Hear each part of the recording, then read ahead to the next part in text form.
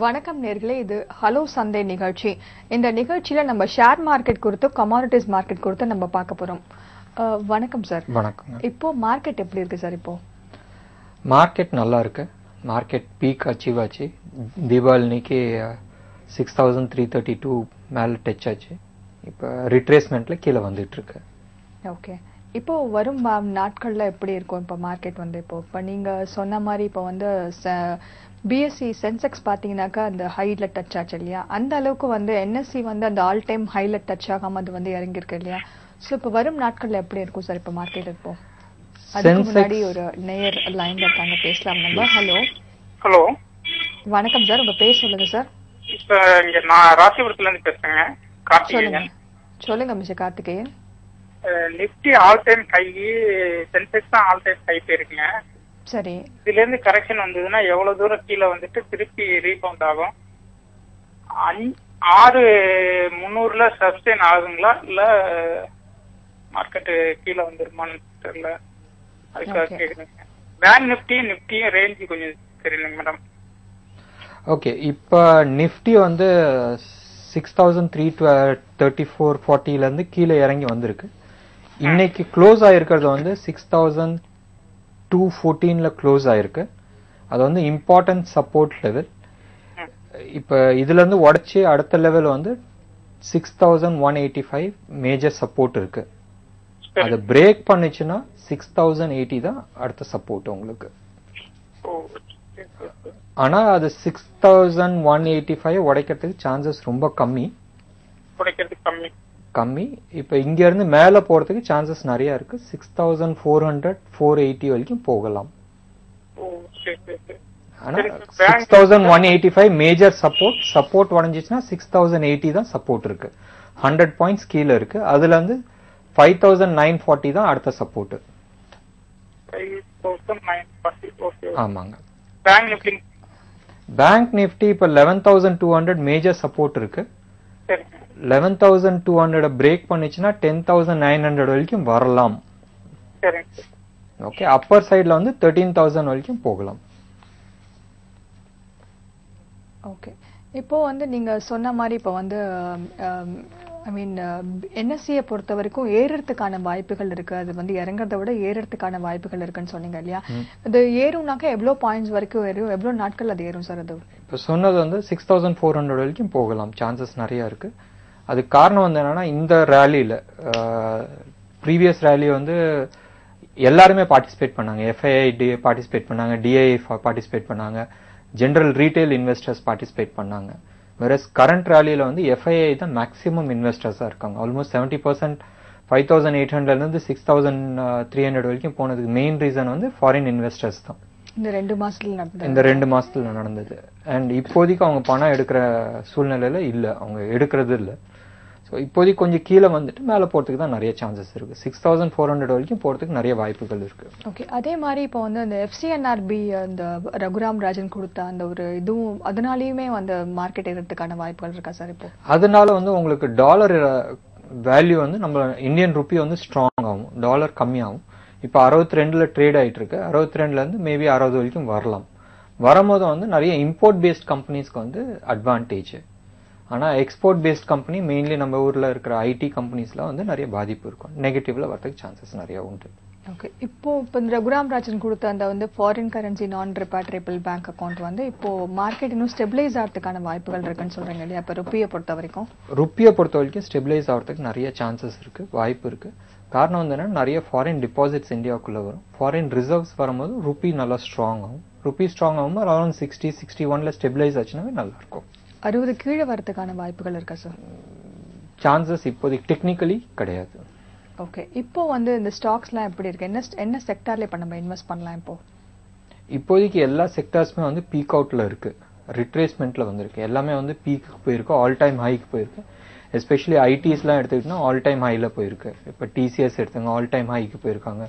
இல்லை இன்ஃபோசிஸ் எடுத்துங்க, ஆல்மோஸ்ட் 3000 வரைக்கும் போயிருக்காங்க. 1800ல இருந்து Bajaj auto, Hero motor corp, pharma செக்டர்ஸ்ல ராம்கோ, இது நிறைய ஃபார்மா செக்டர்ஸ் எல்லாமே ரொம்ப நல்லா மேல போயிருக்கு. ஸோ இப்போதைக்கு எல்லாமே ரிட்ரேஸ்மெண்ட்ல தான் இருக்கு.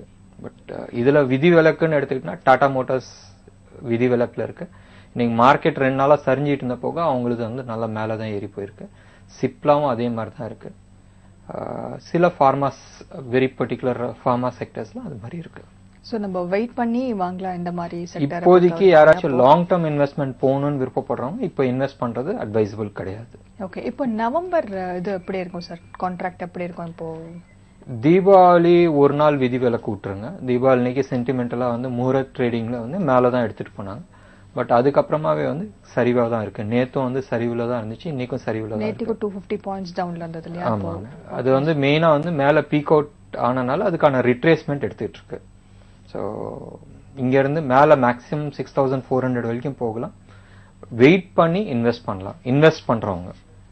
ஓகே, ட்ரேடிங் பண்றவங்க ப்ராபப்லி அவங்க இன்ட்ராடே ட்ரேடர்னா அதுக்கு தகுந்தாப்புல அவங்க பிளான் பண்ணிக்கலாம். ஓகே, இப்போ வந்து இப்போ அந்த சிதம்பரம் அவர் வந்து அனௌன்ஸ் பண்ணியிருந்தார் இல்லையா, நம்மளுடைய கரண்ட் அக்கௌண்ட் டெபிசிட் வந்து ஒரு 60 பில்லியன் கிட்ட வரும் அப்படின்னு சொல்லிட்டு அவர் அனௌன்ஸ் பண்ணியிருந்தாரு.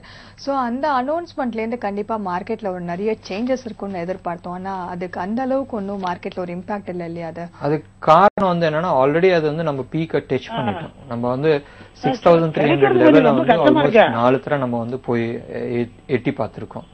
அதனால எல்லாத்துக்குமே அந்த பயம் இருக்கும், இதுல இருந்து மேல போகுமா கீழே வருமா. ஏன்னா ஒவ்வொரு டைமும் 6300 போய் டச் ஆகும் போதும் நம்ம ரிட்டர்ன் தான் வந்திருக்கோம். ஸோ எல்லாருமே வந்து 6300 வந்து அந்த லெவல்ல இருந்து மேல எவ்வளவு தூரம் போகுது அதுக்குமா நம்ம உள்ள போலான்ற லெவல்ல தான் வெயிட் பண்ணிட்டு இருக்காங்க. ஓகே, ஒரு நேயர் லைன்ல இருக்காங்க, பேசலாம். ஹலோ ஹலோ, வணக்கம் சார், உங்க பேர் சொல்லுங்க சார். இங்க சென்னையில இருந்து பேசுறேன், ஆதிநாதன் பேசுறேன். சொல்லுங்க சார். கமாடிட்டி எப்படி இருக்குன்னு கொஞ்சம் சொல்லுங்க. நீங்க வந்து ரீட்டைல் இன்வெஸ்ட் பண்ணிருக்கீங்களா? கமாடிட்டிஸ் ட்ரேடிங் பண்றீங்களா நீங்க? ஓகே, கமாடிட்டிஸ்ல கோல்ட் எப்படி இருக்குமா இல்ல? ரைட், ஓகேமா. ஓகே, நீங்க கமாடிட்டிஸ்ல என்ன பண்றீங்க? கமாடிட்டிஸ்ல வந்து ஆல்மோஸ்ட் ஒரு 30-40 ப்ராடக்ட் இருக்கு. இப்ப மெட்டல் இருக்கு, பேஸ் மெட்டல் இருக்கு, பிரெஷியஸ் மெட்டல் இருக்கு, இல்ல ஆக்ரோ ப்ராடக்ட் இருக்கு. எதுல நீங்க ட்ரேட் பண்றீங்க? ஐ திங்க் லைன்ல இல்லன்னு நினைக்கிறேன். ஓகே, நீங்க வந்து புதுசா நீங்க வந்து ட்ரேட்ல இறங்குறீங்கன்னு நினைக்கிறேன். கமாடிட்டிஸை பொறுத்த வரைக்கும் நீங்க கமாடிட்டிஸ்ல இறங்குறதுக்கு பதிலா தயவு செஞ்சு நீங்க வந்து ஸ்டாக்ஸ்ல கேஷ்ல இறங்குங்க. அதான் வந்து உங்களுக்கு சேஃப்டி. கமாடிட்டிஸ்ன்றது ஹை ரிஸ்க். இது ஃபர்ஸ்ட் டைமர்ஸ் வந்து கமாடிட்டிஸ்ல இறங்குறது வந்து அட்வைசபிள் கிடையாது. நிறைய பேர் வந்து சொல்றது வந்து நீங்க கமாடிட்டிஸ்ல இறங்குங்க, நிறைய ப்ராஃபிட் இருக்குன்ற மாதிரி. பட் கமாடிட்டிஸ்ல எவ்வளவுக்கு எவ்வளவு லாபம் இருக்கோ அவ்வளவுக்கு எவ்வளவு ரிஸ்க்கும் இருக்கு. நீங்க போட்ட கேஷ் மேல கை விட்டு போறதுக்கு சான்சஸ் நிறைய இருக்கு, வாய்ப்புகள் நிறைய இருக்கு. ஓகே, நீங்க சொன்ன மாதிரி இந்த கமாடிட்டிஸ்க்கு வந்து யாரும் இந்த ஒரு கைட் பண்றதுக்கும் ஆள் இல்லை இல்லையா? இப்போ வந்து புதுசா இப்போ இனிஷியலா நம்ம இன்வெஸ்ட் பண்றோம், ட்ரேடிங் பண்றோம் அப்படின்னாக்கா எல்லாமே ஒரு யூசர் ஃப்ரெண்ட்லியா தான் இருக்கு, அவங்க கொடுக்குற அந்த சாஃப்ட்வேர் எல்லாமே. ஆனா அதை கைட் பண்றதுக்கோ இந்த மாதிரி அந்த ஒரு டேட்டாஸ் வச்சுதான் நம்ம வந்து ட்ரேட் பண்ணணும் அப்படின்னு சொல்றதுக்கு வந்து யாரும் கைட் பண்ண மாட்டேங்கிறாங்க இல்லையா? அது இதனால சார் அது. ஓகே, கமாடிட்டிஸ்க்கும் இந்தியன் ஸ்டாக்ஸ் மார்க்கெட்டுக்கும் ஒரு மேஜர் வித்தியாசம் நான் சொல்லிடுறேன். கமாடிட்டிஸ் வந்து நம்ம வெறும் ஃபியூச்சர்ஸ் மட்டும்தான் விளையாடுறோம். ஸோ ஃபியூச்சர் போது நம்ம வந்து இன்னைக்கு வந்து ஒரு ஸ்டாக் வாங்குறோம்னு வச்சுங்க, மேபி ரிலையன்ஸ் வாங்குறோம் இல்ல இன்ஃபோசிஸ் வாங்குறோம், வாங்கி நம்ம உள்ள போட்டுடலாம். 1 வருஷம் 2 வருஷம் வரைக்கும் நம்ம வெயிட் பண்ணலாம். ஸோ நம்ம வாங்கின ரேட் வரலாம், இல்ல நம்ம வாங்கின லாபம் வரணுன்ற வரைக்கும் நம்ம வெயிட் பண்ணலாம். பட் கமாடிட்டிஸ்ன்றது எவ்ரி மந்த் எக்ஸ்பைரி இருக்கு. அது மேக்ஸிமம் 3 months 4 months 6 months வரைக்கும் நம்ம போகலாம். அதுக்கு மேல வந்து எக்ஸ்பைரின்றது ஒன்னு இருக்கு. ரெண்டாவது வந்து M2M லாஸ்ன்னு ஒன்னு இருக்கு, மார்க் டு மார்க்கெட் லாஸ்ன்றது ஒன்னு இருக்கு. அது டெய்லி லாபம் நஷ்டம் இதை வந்து நம்ம பார்த்து நம்ம உள்ள போட வேண்டியதா இருக்கும். அதாவது ஃபியூச்சர்ஸ் வந்து ஃபர்ஸ்ட் டைம் ட்ரேட் பண்றவங்க வந்து நிறைய ரிஸ்க் இருக்கு. தயவு செஞ்சு படிக்காத போகாதீங்க. அதுல அது என்னதுன்றது நீங்க தெரிஞ்சுக்காத உள்ள இறங்காதீங்க.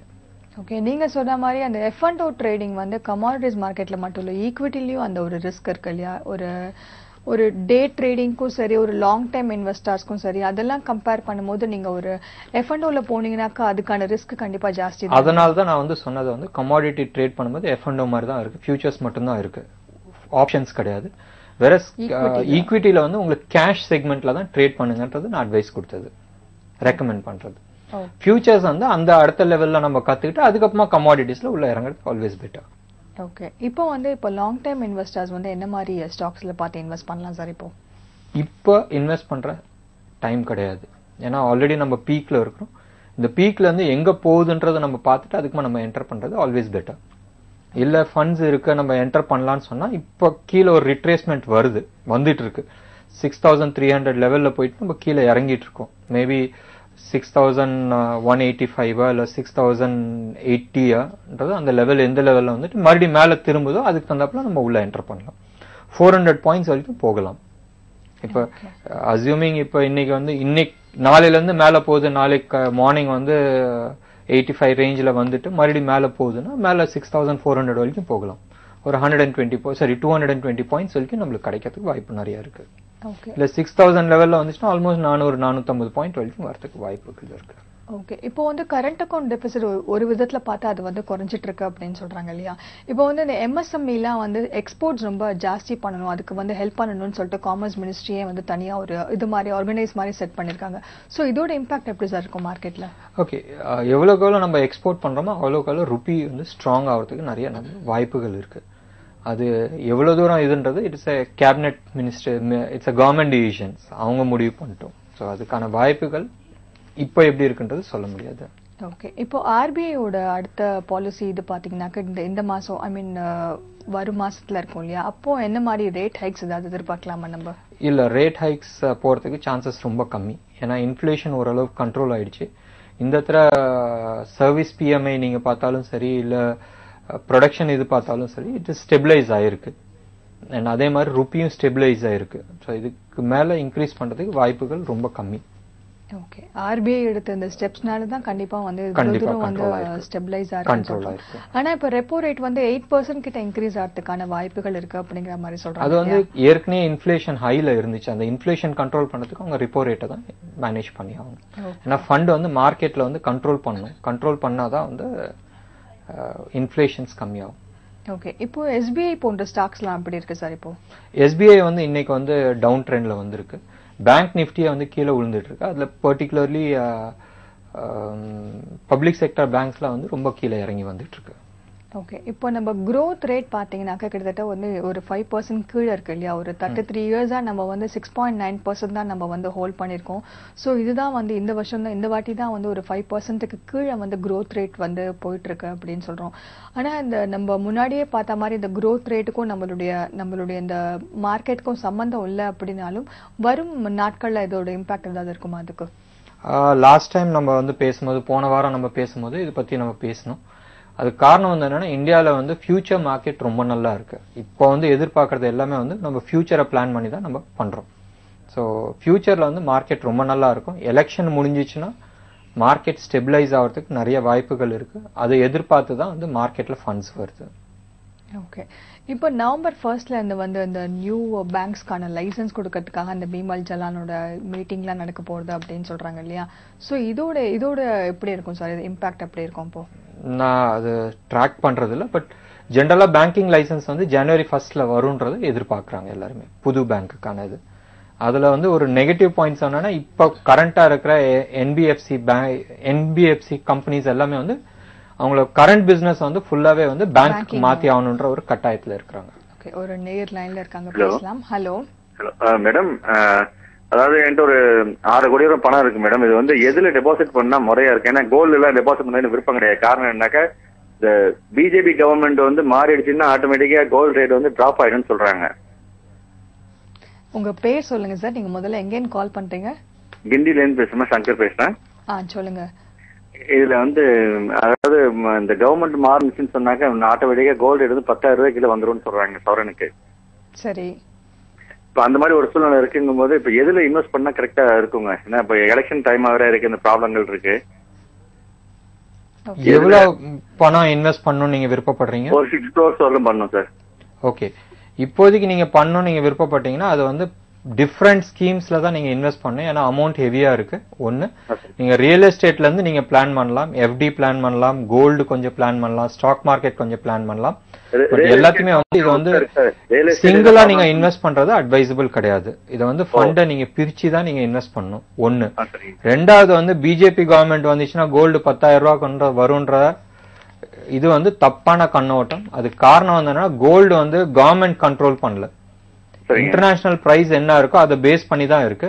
நம்ம இந்தியா வந்து மேஜர் இம்போர்ட்டடா இருக்கலாம், பட் இன்னைக்கு டேட்ல ட்ரேடிங்ல நீங்க எடுத்துக்கிட்டா ஆன்லைன்ல மேக்ஸிமம் யூஎஸ் டிபெண்ட் பண்ணி தான் வந்து கோல்ட் பிரைஸ் எல்லாமே இருக்கு. இப்ப அதாவது என்ன சொல்றாங்க, பிஜேபி கவர்மெண்ட் வந்ததுனாக்கா யூஎஸ் டாலர்ல பிசினஸ் பண்றதுக்கு வாய்ப்புகள் இருக்காது, இம்போர்ட் எக்ஸ்போர்ட் வாய்ப்புகள் இருக்காது. இன்னைக்கு டேட்ல நீங்க இம்போர்ட் எக்ஸ்போர்ட் பண்ணலன்னு சொன்னா எந்த கண்ட்ரியுமே சர்வைவ் பண்ண முடியாது. ஒண்ணு, நம்ம எக்ஸ்போர்ட் பண்ணி தான் ஆகணும். ஒண்ணு. ரெண்டாவது வந்து இந்தியால வந்து கோல்டு வந்து நீங்க ரெஸ்ட்ரிக்ஷன் பண்ண முடியாது. எவ்வளவுக்கு எவ்வளவு ரெஸ்ட்ரிக்ஷன் பண்றாங்க அவ்வளவுக்கு எவ்வளவு வந்து ஸ்மக்லிங் ஜாஸ்தி ஆகும். சோ கவர்மெண்ட் வந்து அது இது பண்ணாது. பட் சேம் டைம் என்னன்னாக்க இப்ப இதுவரையிலும் வந்து இப்ப மோடிக்கு விசா இல்லாம இருக்கு இல்லீங்களா அவங்க, அதனால மோடி சப்போஸ் பிரைம் மினிஸ்டர் ஆனாருனாக்கா ரிலேஷன்ஷிப் வில் பி எஃபெக்டட். அந்த மாதிரி யூஎஸ்க்கு இது இருக்காது.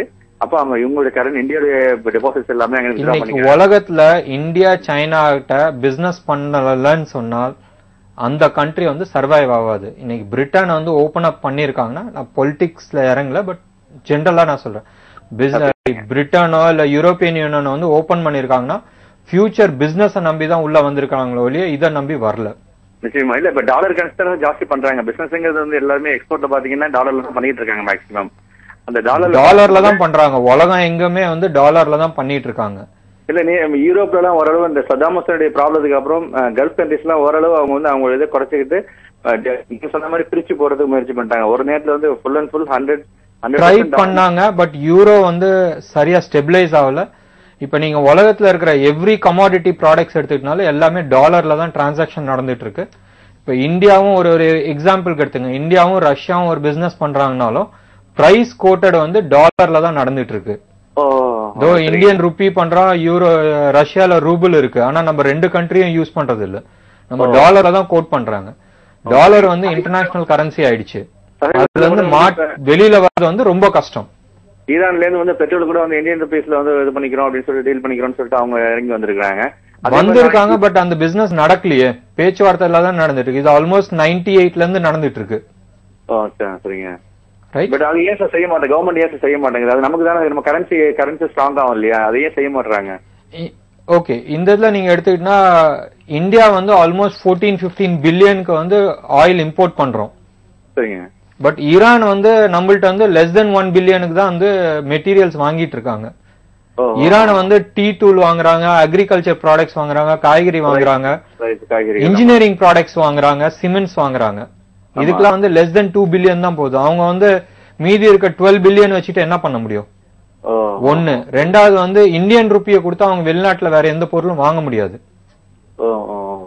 ரைட். இன்டர்நேஷனல் அதுவும் வாங்குறது வந்து இப்போதைக்கு கரண்டா வந்து மேஜர் கரன்சி தான் வாங்கிட்டு இருக்காங்க. Major currency euro, USD.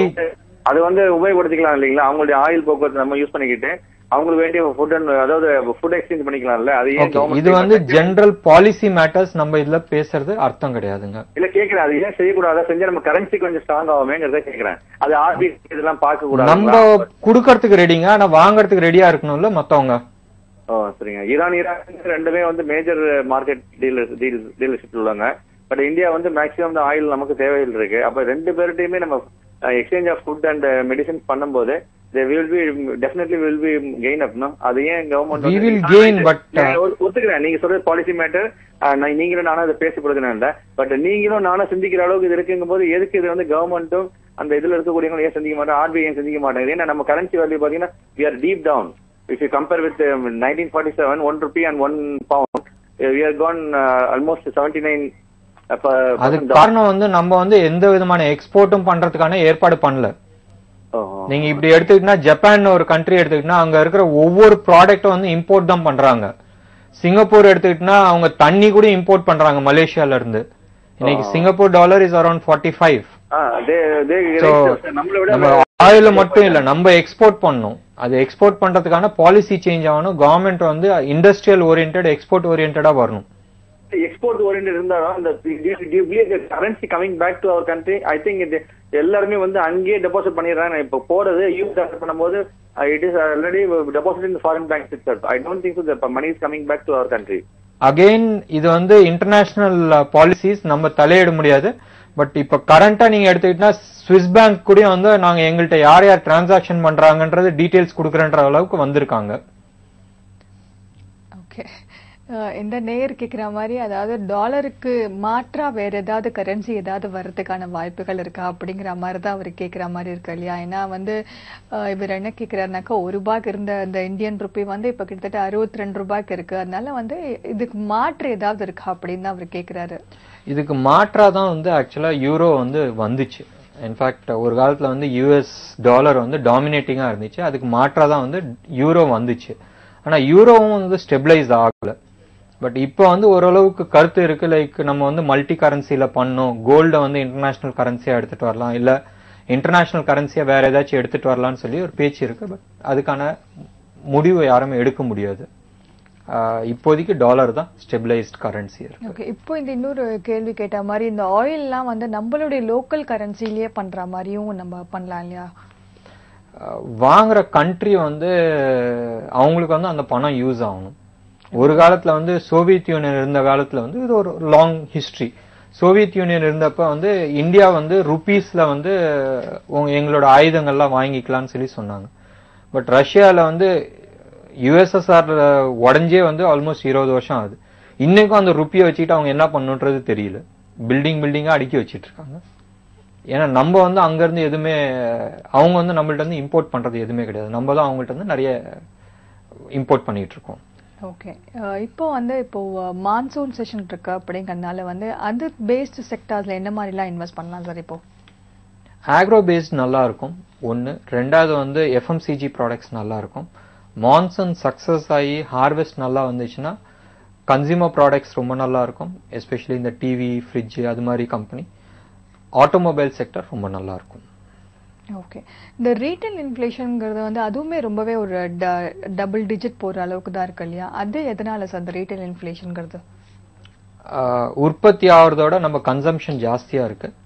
And இன்னைக்கு வந்து ஒரு 100 கிலோ தேவை இருக்கு, ஆனா 90 கிலோ தான் வரும்போது ரேட் ஜாஸ்தி தான் ஆகும், இன்ஃப்ளேஷன் ஜாஸ்தி தான் ஆகும். ஓகே, இப்போ வந்து நியூ இன்வெஸ்டர்ஸ் வந்து எதெல்லாம் இப்போ வந்து நீங்க சொல்ற மாதிரி ஆல்ரெடி மார்க்கெட் ரொம்பவே ஹைல இருக்கு இல்லையா? ஸோ அதனால உள்ள வரதுக்கு கண்டிப்பா பயப்படுவாங்க அந்த பாயிண்ட்ஸை பார்த்தாலே. ஸோ இப்போ அவங்க வெயிட் பண்ணலாமா, இல்லை என்ன மாதிரி ஆஸ்பெக்ட்ஸ்லாம் அவங்க பார்க்கணும்? அவங்க இப்போதைக்கு வெயிட் பண்றது வந்து இட்ஸ் ஆல்வேஸ் பெட்டர். டிசம்பர் மாசத்துல வந்து ஒரு ரேலி வரலாம். It is called Santa Claus ரேலின்னுவாங்க. சாதாரணமாகவே டிசம்பர் மாசத்துல வந்து ஒரு நல்ல ரேலி வரும். பட் எப்பயுமே வெயிட் பண்ணி நம்ம பார்க்கலாம். இப்போதைக்கு நம்ம இது இன்வெஸ்ட்மெண்ட் டைம் கிடையாது, ட்ரேடிங் டைம். இல்ல ஏற்கனவே உள்ள இருக்குன்னா நம்ம வந்து ப்ராஃபிட் புக் பண்ணிட்டு கேஷ் எடுக்கிற டைம் இது. ஓகே, ஸோ ஆல்ரெடி இப்போ இன்வெஸ்ட் பண்ணவங்க எல்லாம் வந்து ப்ராஃபிட் புக் பண்ணிட்டு வெளியில வரது வந்து சேஃப், வெளியில வரலாங்கிறீங்க இல்லையா? ஓகே, இப்போ கமாடிட்டிஸை பொறுத்த வரைக்கும் அவங்க என்ன மாதிரி ஆஸ்பெக்ட்ஸ் எல்லாம் பார்க்கணும்? இப்போ அவங்க கமாடிட்டிஸ்ன்றது அவங்க என்ன மாதிரி கமாடிட்டி ட்ரேட் பண்றாங்கன்றது பொறுத்து தான் நம்ம சொல்ல முடியும். இப்போதைக்கு வந்து கோல்டு எல்லாம் எடுத்துக்கிட்டா கோல்டு சில்வர்லாம் வந்து டவுன் ட்ரெண்ட்ல இருக்கு, பேஸ் மெட்டல்ஸ்லாம் வந்து அப் ட்ரெண்ட்ல இருக்கு. ஸோ இண்டிவிஜுவல்ஸ் பொறுத்து தான் இருக்கு உங்களுக்கு இதெல்லாமே. ஓகே, இப்போ இந்த யூஎஸோட டேப்பரிங் வந்து தான் ரொம்ப பெரிய பேச்சா இருக்கு இல்லையா? ஸோ அதோட இம்பாக்ட் கண்டிப்பா வந்து நம்மளுடைய கோல்டு ரேட்ஸ்ல இருக்கும் இல்லையா? அது எப்படி சார் நம்ம வந்து எப்படி இருக்கும்னு நினைக்கிறீங்க? இப்போ கோல்டு இன்டர்நேஷனலி டாலர் டேர்ம்ஸ்ல வந்து கீழே தான் இறங்குற நிலைமையில இருக்கு, இறங்கிட்டு தான் இருக்கு. இப்போ வந்து ஒரு மேஜர் சப்போர்ட் லெவல்ல இருக்கு. 1300 தான் மேஜர் சப்போர்ட். 1306 வந்து மேஜர் சப்போர்ட் டாலர் டேர்ம்ஸ்ல நான் சொல்றது. அது வந்து 1180 வந்து உடஞ்சிச்சுன்னா $1000 வரைக்கும் வரதுக்கு வாய்ப்புகள் இருக்கு. ஓகே, சோ இப்போ கோல்ட பொறுத்த வரைக்கும் வெயிட் பண்ணலாம் அப்படின்னு சொல்றீங்க இல்லையா? ஓகே, நான் வந்து சொல்றது டாலர் டேர்ம்ஸ்ல, ரூபி டேர்ம்ஸ்ல சொல்ல. சப்போஸ் நம்ம ரூபி வந்து டிப்ரிஷியேட் ஆகி வந்து 65 ரூபாய் மறுபடியும் போச்சுன்னா இன்டர்நேஷனலி அந்த கிடைக்கிற பெனிஃபிட் வந்து நம்மளுக்கு கிடைக்காது. ஓகே, இன்னொரு நேர் லைன்ல இருக்காங்க, பேசலாம். ஹலோ மேடம், வணக்கம் மேடம். வணக்கம் சார், உங்க பேர் சொல்லுங்க சார். அழகேந்திரன், கோயம்புத்தூர். சொல்லுங்க சார். கொஞ்சம் பேசணுங்க பங்கு சந்தை பற்றி. பேசுங்க, உங்க கேள்வியை கேளுங்க சார். 2 லட்சம் இன்சூரன்ஸ் வந்து பங்கு சந்தையில் போட்டிருக்காங்க. சரிங்க, 6 வருஷம் ஆச்சுங்க. போட்டு இது வரைக்கும் இம்ப்ரூவ்மெண்ட் ஆகல. இப்ப 10 ரூபா மட்டும் தான் கூடி வந்திருக்குதுங்க. ஓகே, நீங்க என்டர் பண்ண டைம் வந்து தப்பான டைம். 2008ல மார்க்கெட் ரொம்ப சரிஞ்சிச்சு. ஆமாங்க, 2008ல சரிஞ்சு மறுபடியும் 2011ல அந்த 2008 லெவல தாண்டிச்சு. சரிங்க. அந்த 2008 லெவல் தாண்டி 2011ல இருந்தப்ப நீங்க கேஷ் எடுத்திருந்திருக்கலாம். நீங்க போட்ட கேஷ் வந்து நல்ல ப்ராஃபிட்ல இருந்திருக்கும். ஆமாங்க, 250 இருந்ததுங்க. ஆமா, இப்ப அதுக்கப்புறமா மறுபடியும் கீழே இறங்கி வந்துச்சு. சரிங்க. இப்ப 2013 மேல வந்து மறுபடியும் அந்த ப்ரீவியஸ் ஹைட்ட ஆல்மோஸ்ட் போச்சு. சரிங்க. இப்ப வந்து மறுபடியும் அந்த பழைய லெவலுக்கு வந்திருக்கு. நீங்க என்ன ஸ்டாக்ஸ் வாங்கியிருக்கீங்கன்றது தெரியாது. அது எனக்கு நான் கேட்கலைங்க. நான் இப்பதான் போன் பண்ணி கேட்கும்போது இப்ப 2,58,000 வந்திருக்குதுங்க இது வரைக்கும். தயவு செஞ்சு இது உங்க கேஷ், நீங்க என்ன வாங்குனீங்க, என்ன ரேட் போயிருக்குன்றது நீங்க தெரிஞ்சுங்க. சரி, இதுல பங்குச்சந்தையில போடுற வாய்ப்பு இருக்குங்களா இல்ல க்ளோஸ் பண்ணிடலாங்களா? அப்படி இல்லங்க, நீங்க தெரியாத பங்கு சந்தையில வந்து கிட்டத்தட்ட 3000 ஸ்டாக்ஸ் மேல இருக்கு. நீங்க எந்த ஸ்டாக்ஸ் போட்டிருக்கீங்கன்றது தெரியாது. சரிங்க. ஒரு சின்ன உதாரணத்துக்கு நம்ம எடுத்துக்கிட்டோம்னா டாடா மோட்டார்ஸ் வந்து 2011 2008 இல்ல 2009 நீங்க இன்வெஸ்ட் பண்ணிருந்தா இன்னைக்கு 10 மடங்கு ஆயிருக்கும். ஆமா ஆமாங்க. ஓகே, அதே மாதிரி இன்ஃபோசிஸ் நீங்க போட்டிருந்தா ஆல்மோஸ்ட் 4 மடங்கு ஆயிருக்கும். ஆமாங்க. ஹீரோ மோட்டார்ஸ்ல போட்டிருந்தா 10 மடங்கு ஆயிருக்கும். உங்க 2.5 லட்சம்ன்றது இன்னைக்கு 25 லட்சமா இருந்திருக்கும். சொல்லுங்க. சோ நீங்க வந்து என்ன பங்கு வாங்குறீங்கன்றது தயவு செஞ்சு தெரிஞ்சுங்க. அதுக்கு தந்தாப்புல நீங்க உள்ள வாங்க. இப்ப இந்த 2 நாளைக்கு முன்னாடி 21 கூடி இருந்ததுல ஷேர் மார்க்கெட் இல்லைங்க? ஆமாங்க. அது வந்து இப்ப மறுபடியும் வந்து 270 சரிஞ்சு இருக்குது. சரிங்க. இப்ப வந்து மறுபடியும் கூட வாய்ப்பு இருக்குங்களா? ஓகே, அதான் நானும் இப்ப சொல்லிட்டு இருக்கேன். நீங்க வந்து சென்செக்ஸ் நிப்டியை வச்சு நீங்க போவாதீங்க. உங்க ஸ்டாக் நீங்க என்ன வாங்கியிருக்கீங்கன்றது நீங்க பாருங்க. சரிங்க.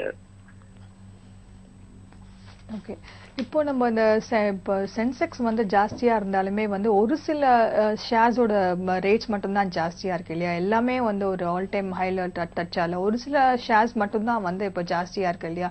ஸோ அப்படிங்கிற பட்சத்துல என்ன மாதிரி ஷேர்ஸ்ல பார்த்து இன்வெஸ்ட் பண்ணலாம் சார் இப்போ? ஓகே, நம்ம வந்து 2008க்கும் 2011க்கும் இப்போ 2013க்கும் என்ன வித்தியாசம்ன்றது நான் சொல்றேன்னா, 2008ல வந்து எல்லா ஸ்டாக்ஸுமே வந்து மேலே ஏறிச்சு. 2011ல வந்து அதே மாதிரி தான் சில முக்கியமான ஸ்டாக்ஸ் தான் ஏறிச்சு. இப்ப கரண்ட் லெவல்ல நீங்க எடுத்துக்கிட்டா நிப்டில இருக்கிற 50 ஸ்டாக்ஸ்ல வெறும் 20 ஸ்டாக்ஸ் தான் மேலே ஏறி இருக்கு. நீங்க வந்து 2008ல வந்த பீக்ல 70% ஆஃப் தி ஷேர்ஸ் இன்னைக்கு வந்து லெஸ் தென் 50%ல இருக்கிறாங்க. வேறஸ் சில ஸ்டாக்ஸ் லைக் டாடா மோட்டார்ஸோ இல்ல டிசிஎஸோ இல்ல ஹீரோ மோட்டார் கார்போ பஜாஜோ இவங்களாம் வந்து ஆல்மோஸ்ட் 10 மடங்கு 20 மடங்கு ஏறி இருக்காங்க. இதனால உங்களுக்கு நிப்டி ஏறி இருக்கு. இப்ப நிப்டி 50ல வந்து வெறும் 20 ஸ்டாக்ஸ் தான் மேலே ஏறி இருக்கு. மீதி 30 ஸ்டாக்ஸ் வந்து பழைய லெவல்ல தான் இருக்கிறாங்க. இப்ப ஜேபி அசோசியேட்ஸ்லாம் எடுத்துக்கிட்டா ஆல்மோஸ்ட் 60% டவுன்ல இருக்கிறாங்க. அது மாதிரி நிறைய ஸ்டாக்ஸ்லாம் வந்து நிறைய டவுன்ல இருக்காங்க. வேற சென்செக்ஸ்ல இருக்கிற 30 ஸ்டாக்ஸ்ல வந்து 20 ஸ்டாக்ஸ் மேலே ஏறி இருக்காங்க. அதனால தான் சென்செக்ஸ் வந்து ஆல் டைம் ஹை ஈஸியா போயிடுச்சு. நிப்டி கொஞ்சம் தள்ளி போயிருக்கு. ஓகே, நம்ம இதை பத்தி நம்ம தொடர்ந்து பேசலாம். ஒரு சிறிய பிரேக் அப்புறம் நம்ம பேசலாம். நம்ம நேர்களே ஒரு சிறிய இடைவேளைக்கு பிறகு நிகழ்ச்சி தொடரும்.